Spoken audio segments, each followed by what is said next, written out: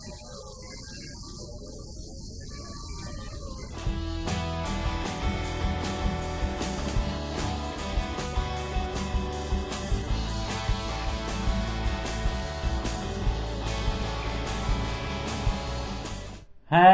I'm Kev Kermasker and welcome to Power Oversteer, and in today's episode we're reviewing the 15th round 2013 FIA Formula 1 World Championship, the Japanese Grand Prix at the legendary Suzuka circuit. And what an interesting Grand Prix it was. We saw a Frenchman fly at the start at the front, while another one was flying into the gravel at the back. And then we saw an interesting battle strategy and track position all through the field, but in the end it was the bull marching on at the front. We saw a familiar face again winning, and so it was an interesting race. Let's go into the race recap.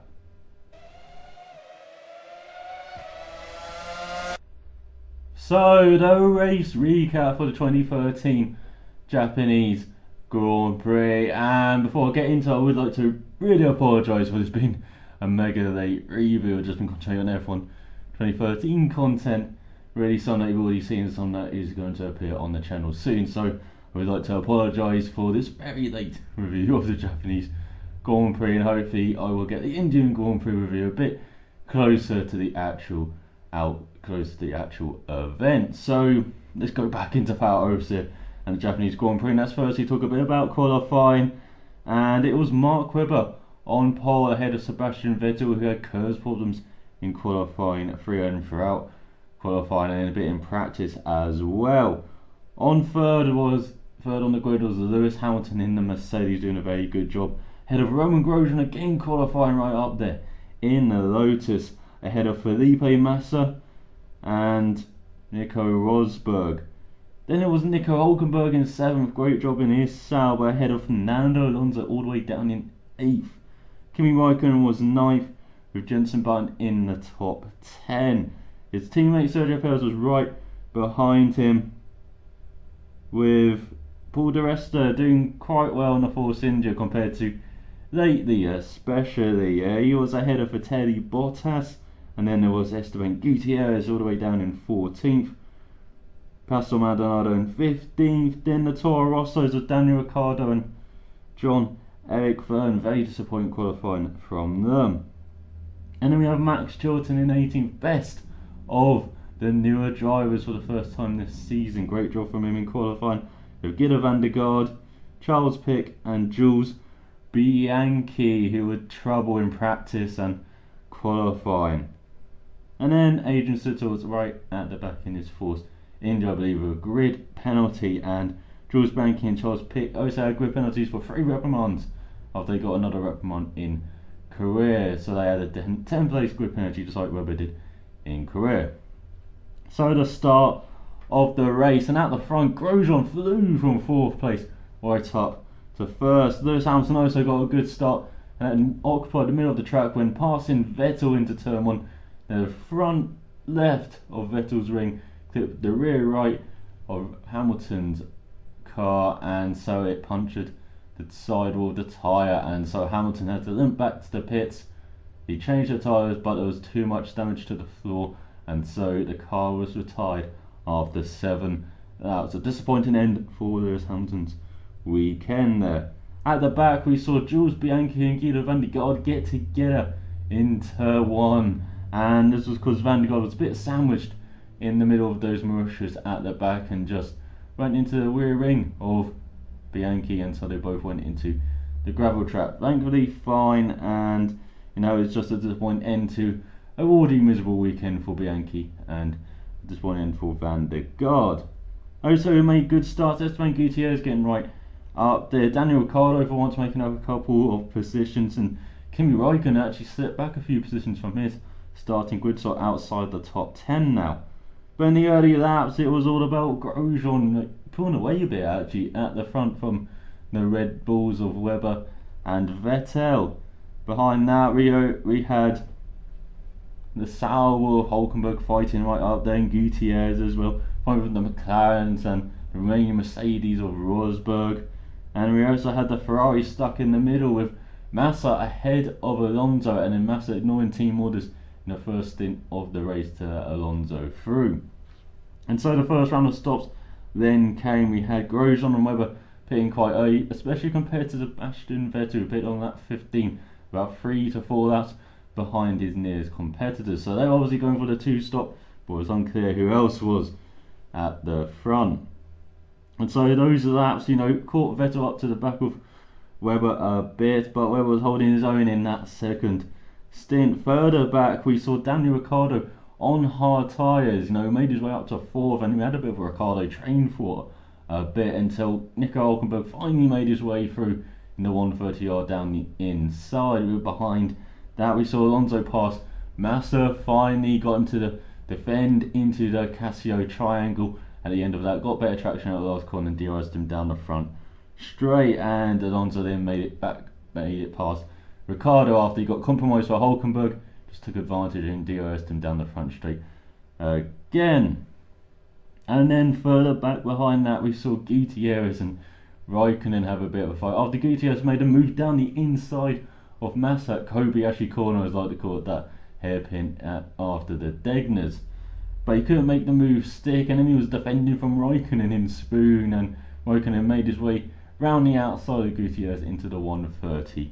Not the end of the passing moves for the Finn again. And so after all this, it was looking like it was going to be Grosjean fighting the Red Bulls at the front, as Ricciardo, after his tyres went a bit around that 20, did pit, but he had afforded a 20-second gap to that front three from the chasing pack. And so at the front, it was Webber who would blink first, pitting on that 25, and his Red Bull switching to a 3-stop strategy, or sticking to a 3-stop strategy. It looked like it was switching though from team radios and what was said after the race. And so it got Webber some clean air, and hopefully it would make him, jump Grosjean in the round of stops going on. Further back, Ricciardo, he came back onto the track and he was fighting hard through the field. He got behind Adrian Sutil into the 130 yard corner, tried to go round the outside like Raikkonen on Gutierrez, but ran wide out of the corner, and he was adjudged to have used that as an advantage to make the overtake. He didn't give the place back. Maybe it should have been Toro Rosso calling right in there a bit, and so he got a drive-through penalty and was incensed on the team radio. Other drivers got drive-through penalties. Massa for a speeding penalty in the pit lane, just came in a bit too hot. Nico Rosberg for being released into Sergio Perez's pass in the first round of stops. In the end, it seemed like Rosberg just jumped his light there, and so Rosberg was fighting his way through the field. Massa was fighting his way through the field. Ricciardo was trying to fight his way through the field after all those penalties. But at the front, it was Webber who was actually building a bit of a lead, with Vettel and Grosjean fighting behind, especially after Vettel made his second stop on lap 38, and so it was right behind Grosjean, got onto his tail and got him defending out of 130 yard into the Casio triangle. An effective move all day, it seemed, as they got better traction out of the last corner than their defenders, and Vettel managed to get some DRS and go past Grosjean down the front straight into what was second place. But Webber had to pit again, and that was on lap 42 from the lead, and he came out behind Grosjean, but he had the fresher option tyres and goes up to Grosjean eventually. This was not before actually Alonso. He was also having his own battle in 5th place with Nico Hülkenberg, who was in 4th, and unfortunately for the Sauber drivers, tyres just went off a bit too much in the latter laps, and Alonso managed to DRS his way past Hülkenberg on that 46 into turn 1 round the outside, and so he was up to 4th place, and Hülkenberg will get passed again by Kimi Raikkonen, actually out of 130 yard and into the Casio triangle round the outside of the Sauber driver, and he was up to 5th place. Hülkenberg dropping down to 6th in the latter laps. But at the front, it was all about Webber attacking Grosjean, and on that 50 he attacked him, that 51 even, he attacked him into spin. He was all over the back of the Frenchman, and then he got him defending out of 130 yards into the Casio triangle, and in a move that we've seen all day, he got the better traction and DRS'd him down the front straight for second place on lap 52. But that did not leave enough time to catch Sebastian Vettel at the front, who won another Japanese Grand Prix in his Red Bull by 7 seconds from Mark Webber. Grosjean was just a couple of seconds behind the Australian, but a superb driver in the Lotus to get on the podium. All Renault podium rather again. Fernando Alonso, good driver in the Ferrari, a fourth ahead of Kimi Räikkönen, good recovery in the second of the race, especially in his Lotus to get a top 5. Then the two Saubers, Nico Hülkenberg in 6th and Esteban Gutierrez getting his first points in Formula 1 in 7th. Nico Rosberg, good recovery up to 8th, ahead of Jenson Button in the McLaren in 9th. Felipe Massa was 10th in this ride, nicking the final point from Paul di Resta in the last few laps. We saw John-Eric Vergne in the Toro Rosso in 12th, ahead of his teammate Daniel Ricciardo in 13th. Adrian Sutter was 14th, coming from the back of the grid, and he made a good start, got from 22nd to 16th in the first few corners, but didn't make up much else for the rest of the race. Sergio Perez was 15th in his McLaren. Pastor Maldonado was 16th. This was after a bold move in the final corner on his teammate Valtteri Bottas, and Bottas not very happy with the move as Maldonado used all of his car to get past Bottas even though he left room. Charles Pitt came 18th despite a bizarre 20-second penalty. Basically, he had to do a drive-through early in the race after going out on a red flag period in practice, I believe, and so yeah, he had to do that, but he managed to work his way past Chilton in the last few laps, and so those are the finishers and the retirements. Only 3 of them. Lewis Hamilton retiring on that 7th, that damage from that contact with Vettel and getting the puncture, and then Van der Garde and Bianchi getting to know each other's cars too much in turn 1. And so that is a race recap of the Japanese Grand Prix. Let's go into the winners and losers now. So the winners and losers from the Japanese Grand Prix, and we'll start as usual now at the back. So Marussia and Caterham, and it was just a dreadful weekend for Jules Bianchi, starting in practice by damaging his car in practice 1 and didn't get much running in practice, then in qualifying just behind his teammate and behind the Caterhams, and then his race ended on the first corner through no fault of his own really. Van der Garde just got squeezed between the two Mauritius and really had nowhere to go, so it's just a normal racing incident, and so yeah, it was not a good weekend at all for Bianchi, looking to bounce back at the Indian Grand Prix where he's racing for the first time. Will be interesting to see. Meanwhile, his teammate Max Chilton was having the weekend of his life. It was a good practice for him, and in qualifying best of the newer teams, and so he was doing very well, and then in the race he just it didn't quite have the optimum strategy I believe, but it was a good race from him. Didn't quite have the pace of Charles Pitt in the Caterham and got passed by him with about 5 laps to go, unfortunately. So his tyres went off a bit after I think running wide onto marbles in that stint, so he drove a good race and great qualifying, and so he's really trying to retain his seat for next year. Unfortunately, that second Marussia seat is known as a bit of a revolving door, so it'll be interesting to see if he is retained, but he's certainly done a very good job of putting himself out there at the Japanese Grand Prix. For Charles Pitt in the Caterham, and I haven't seen it in a long time, someone having to take a penalty on the first lap from a discretion from another session, but he had to do that, and he was about 20 seconds behind Chilton, and he was slowly gaining, but especially in that last stint where he was about 10 seconds behind with about 14 laps to go, and so he really caught up to Chilton about second per lap and made a move on him late in the race. So it was a good race from Charles Pitt, and a very good race, especially considering he had that penalty and all the time he had to make up. On the other hand, Guido van der Garde, he was doing very well, and then he has this off weekend here at Japan. Qualified ahead of Pitt again on the grid, but of course this race ended at the first corner. But again, Van der Garde, he is showing himself very well compared to Pitt, and it'd be interesting to see if he is retained by Caterham next season, it would be hard not to, I think, on his current form.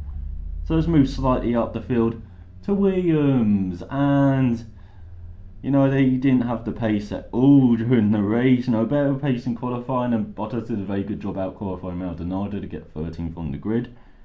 But in the race, yeah, they were just nowhere, and the last corner, Maldonado just shoving his way past Bottas. Despite Bottas leaving a bit of room, you know, you didn't have the tyres to fight in the last few laps, and so Maldonado caught up. But yeah, a bit of the aggressive side of Pastor shown through again. Hopefully he can keep himself in check a bit more for the remainder of the season. But isn't it very interesting battle between Maldonado and Bottas in that Williams? You know, it is very difficult to choose between the two, and Maldonado has a slight edge because he has got the point from Hungary, but you know, it is a very interesting battle between those two on track, you know, and so yeah, it was another interesting weekend for them.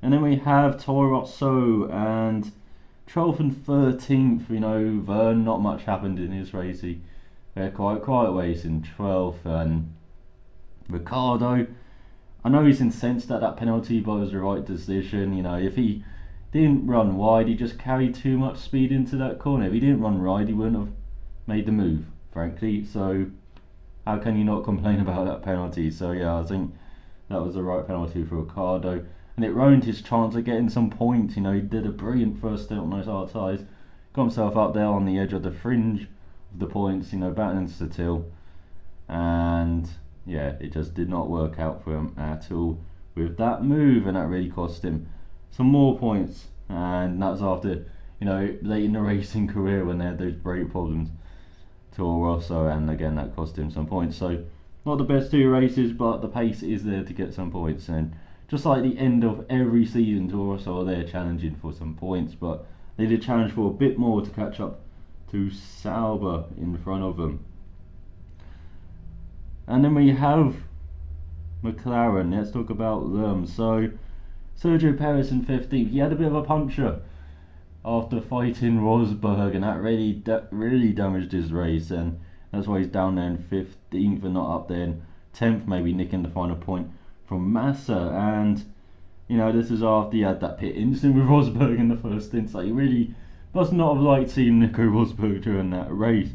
But yeah, it just did not work out for Perez, even though he had quite decent pace at times, you know, right up there with Button. But Button really turned on the screw. He didn't have the balance of the car in the first few stints, it seems, but he really got it back in the last stint after making some wing changes. And so, especially on that option tyre at the end, you know, a very good stint from him, getting 9th point and getting some more points. You know, that's a great run from Button, 7 points scoring finishes in a row now. So, you know, doing a great job in that McLaren, even if it's not quite up to the standard that you would expect from the Woking team. Then we have Force India, Adrian Sutil in 14th. As I said, made that great start to 16th, but didn't make up any more places after that. And you know, I think that's indicative of the car. Really, just didn't have the space to, you know, really show the pace there in that car.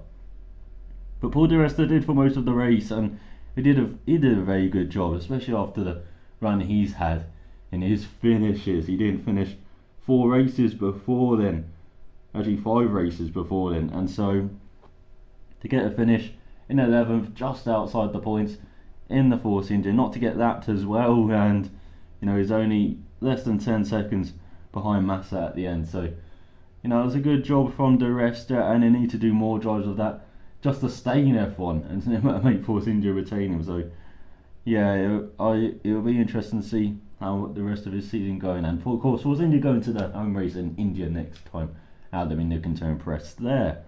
And so we've now got the top 5. Basically, we've got Sauber and 6th and 7th for Hulkenberg and Gutierrez. Great job from Hulkenberg. You know, brilliant timing on the first stop from the team from Sauber there to get him right up there in 5th behind Ricciardo and then pass him, and then, you know, had good pace. The tyres just went off a bit towards the end for him. Gutierrez in 7th, great start from him at the beginning of the race to jump up from 14th on the grid, and then he was just battling hard all race along, and he was battling really hard to defend over Rosberg and remain in that, but he did it in his Sauber. And, you know, great placement from the car there. And Gutierrez, he doesn't look like a deer caught in headlights anymore in that F1 car.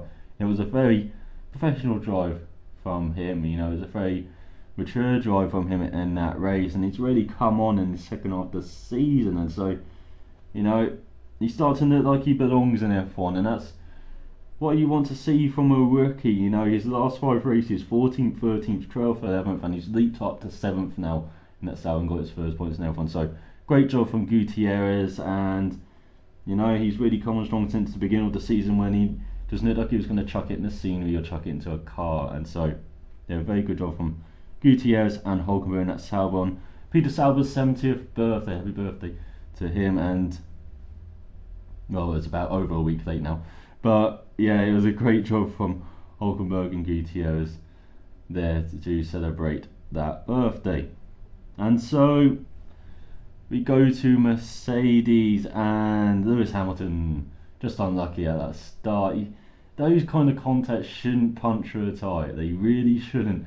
You damage that sidewall there and cause a puncture, and unfortunately that's what you get with these Pirelli tyres at the moment, and maybe they've got to look into that and make stronger sidewalls if they can, with the construction they have to do for these tyres required by, of course, the FIA and the team. So yeah, Lewis Hamilton, very disappointing end to what looked like a promising weekend, qualified third on the grid, and he looked like he was going to be the main challenger to Red Bulls, but of course in the end his challenge failed right at the start. Nico Rosberg qualified 6th, finished 8th, had a bit of an eventful race. He was caught in that midfield, actually made a good start, made it up to 5th in that first stint, then just dropped back because of how he was released in that first start right into Sergio Perez's path. While he was released, Ted Kravitz in his note but did say Rosberg jumped the light at the pit stop, so a bit of a mistake from Rosberg it may seem like, and so yeah, it's the end of end of a very promising run agent. He could have maybe even got a top 5 there where Raikkonen stopped himself, but in the end Rosberg, you know, did battle well to get up to 8th, you know, about the likes of Button and Massa and Perez, his old foe, in the middle of that race, and getting Perez a puncher. Unfortunately, you know, it was just like Honda again, but yeah, not the race that Rosberg would have wanted, especially, you know, with Hamilton not there, you know, the team focusing on him, and really wanted to do a top 5, but just a couple of mistakes there really cost him some good points. Again, being held up with Gutierrez at the end of the race, great defending from the Mexican, from him charging, and he just couldn't make his way through gear, just placed his car very well, mostly in the middle of the track. And so yeah, not quite the weekend Mercedes wanted, and they dropped back from Ferrari in that battle for third, and now they've got Lotus coming from behind in 4th, you know, out of nowhere from the last 3 races. So be interesting for Mercedes for the remainder of the year, see how they do in the battle for 2nd place now, the 3-horse race there. And let's talk about Lotus, 3rd and 5th, and you got to say, great job from Grosjean. He's really come on strong with his job on the line, effectively, and, you know, he started in that podium in the Nürburgring, then 6th in Hungary, 8th in Belgium, 8th in Italy, retired in Singapore, but a couple of 3rd places in a row now, and this is the first podium this year without Raikkonen appearing alongside him up there, and, you know, he was the only one to take the battle to the Red Bulls, and maybe the strategy just, it was a touch better. They were kind of battling Webber, you know, and maybe they could have battled Vettel, but I can understand why they did it. You know, here at the moment it's easy to look back at these events in hindsight, but yeah, it was just brilliant from Grosjean that race, and a very good recovery from Raikkonen after that poor start in the first half of the race. You know, he was really nowhere, but in the second half of the race really came on strong in those last 2 stints and made his way up to 5th eventually, just behind Alonso actually, but just over a second half behind the Ferrari. So yeah, great pace in the second half of the race. Just a shame he got caught up in the first half of the race there in that midfield squabbling, or mid-point squabbling with the Saubers, with the Mercedes, or the Ferraris, and so yeah, it was another solid drive from the Iceman. Ferrari, and you have Alonso in 4th. That's probably the best he could have done, especially after that, as I said, that Gaggle cars were kind of held up by Ricciardo on his hard stint in the opening stint of the race, and so yeah, Alonso did the best he could have done there. Massa in 10th, you know, he ignored team orders in the first stint of the race, and he did say he would do that now that Ferrari have let him go. So, you know, good on him, I would say. But it probably cost Ferrari actually some points actually.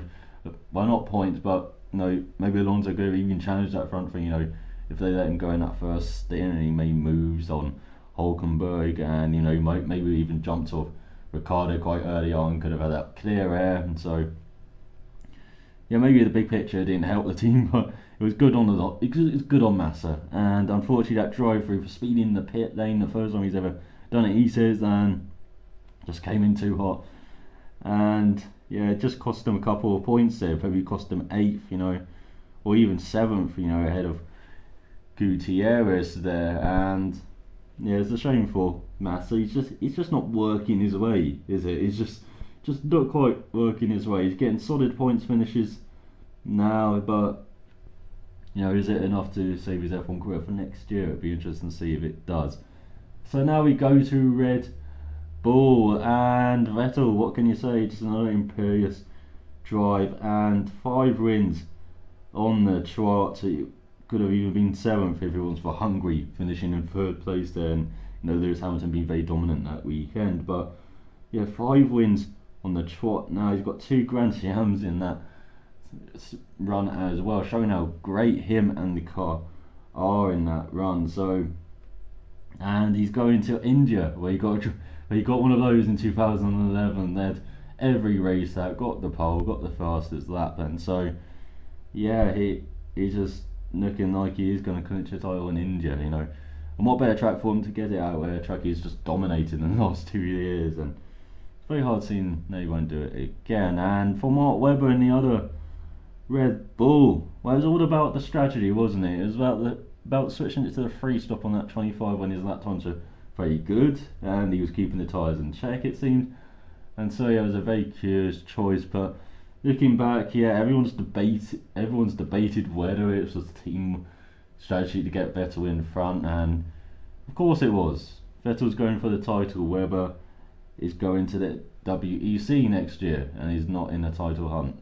So of course it was a team call to get Vettel in front, get him some clear air. And you know, Webber, he made the most out of that free stop strategy. If he got past Grosjean, you know, a couple of laps earlier, could have been right on the tail of Vettel and maybe make it an interesting finish. Because I'm not sure he would have listened to team orders right at the end of the race. But yeah, Webber, great drive to get the most out of that strategy, and he did get the fastest lap by almost a second from, or half a second from Ricardo there at the end. So yeah, I know Rosberg did a 34.6 looking down now, but yeah, he did get the fastest lap with 34.587. So you know, he definitely had the pace in that Red Bull. You know, he led the race for quite a number of laps as well due to that free stop strategy. But you know, he seemed like he did have the legs on Vettel, just if they went on 2 stops as well. So it would have been really interesting to see if that battle developed and maybe even allowed Grosjean to walk away at the front and get his first win. But yeah, it was a very interesting strategy, and it worked out for Red Bull again, getting the 1-2 for them. Even if it didn't work out for Webber, but it worked out for Vettel to continue his streak. And at the moment, he's 2 away from Schumacher's record of 7, and Ascari's unofficial record of 9 race wins in a row. He would have to win all the remaining races to get that. And who would bet against him on his form at the moment? But yeah, that's the winners and losers from the Japanese Grand Prix. Let's go to of the race now. So, driver of the race, and of course there's a few candidates, both Red Bull drivers, Webber for making the most of that 3-stop strategy, Vettel for really controlling that 2-stop strategy and controlling the race in the last few. That's for Romain Grosjean being the only driver to take the fight to the Red Bull drivers there in his Lotus. For Raikkonen with a good recovery in the second half of the race. For Alonso as well, getting the most out of his Ferrari. For the Sauber drivers, Hulkenberg running up in the top 5 for most of the race, but just losing out at the end with the tyre he had to his tyres. And Esteban Gutierrez getting his first point in F1 in a very assured 7th spot and showing a very mature drive, holding off Rosberg at the end of the race as well. And so yeah, it's going to be very hard to choose, I think, this driver of the race. I could just give it to all of them, but I think I will give it. I think I'll share it. I think I'll share it between Roman Grosjean and Esteban Gutierrez, because I think Grosjean deserves it for being right up there in the fight with the Red Bulls, and just really losing out on strategy. The Red Bull just out-strategized Lotus a bit there, but yeah, he really did take the fight. He showed just looked comfortable in the lead in that first stint, and part of the second, and so yeah, you got to give it to Grosjean for really taking that fight to Webber and Vettel. And for Gutierrez, as I said, very mature drive, really come on leaps and bounds from the beginning of the year. When you saw his onboard in Australia, you did wonder if he was going to go off the track or into another car. But now you look at it and you are sure that he won't be reaving all over the place a bit like Perez does. The braking zone, he looks like he's calmed down a lot. He's looks more comfortable with the cars developed and got much better as well, and seemed to be a bit easier to drive, especially compared to the beginning of the year where they can look up the tyres as well. And yeah, it's just giving him confidence in the car, and he's getting confidence in himself as well, it seems, and as the year goes on, and that's what you want to see from a rookie, to improve as the year goes on, and he's definitely done that, and he really does get the 7th place for really, especially that defending at the end from Rosberg in the Mercedes. Really, in the beginning of the year I would have roared about him defending from Rosberg at the beginning of the year, but he just looked very assured in that position in 7th place defending there at the end. So yeah, I've got to give it to Gutierrez and Grosjean, the G-men, drivers of the race. Team of the race, well, you got Red Bull there first and second, Lotus 3rd and 5th, Sauber 6th and 7th as well. So I think it's between those 3 teams for team of the race, and you know what, I'm going to cop out again and share it. I'm going to share it between Sauber and Red Bull, because Red Bull, you can't complain about their race. 1-2, you can question the strategy for Webber, but you can't question the results. So they did a very good team job there. And Sauber getting 6th and 7th, first double points finish this year, of course, and first since I believe Monza last year, and on Peter Sauber's 70th birthday weekend. So well done to the team there, and they've really come on in this second half of this season, especially since those tyre changes with Force India going down, Sauber going up, Torsa just staying the same. They've really leapfrogged their way into this battle for 6th place. Maybe even McLaren could look over their shoulders, with Sauber scoring much more points than them than McLaren in most races now, but I think McLaren have just gone up with a lead over Sauber for that 5th place. But boy, it is going to be interesting in these last 4 races to see how much points Sauber can gain and how much Force India and Toro Rosso McLaren can gain relative to them. And so, overtake of the race, and I've got to give it to the Iceman again for his move round the outside of Hulkenberg. No waiting for the DRS zone here, just went round the outside of Hulkenberg in the last few laps. Yes, Hulkenberg's tyres were a bit short, I have to argue that, but going around the outside of the chicane, the Casio chicane there, not many drivers have done that in the past or present, and not many will do it in the future. So I've got to give it to Raikkonen for that move in his Lotus. So that was the Japanese Grand Prix. Again, I do apologise for it being very, very late, and my preview of the Indian Grand Prix will be coming in short swift, and so I will always be putting F1 2013 content out at the present moment on the channel as well. So I was again look at the WRC4 demo and WRC3 Road to Glory as well, hopefully coming back on the channel as well. As I said, I really want to wrap up that series to make some space to put other content on the channel. So yeah, very busy couple of weeks coming up for me on the channel here, but I hope you enjoyed this look back at the Japanese Grand Prix, and we're back with a preview of the Indian Grand Prix in power over there. So thanks for watching. So till then, cheerio.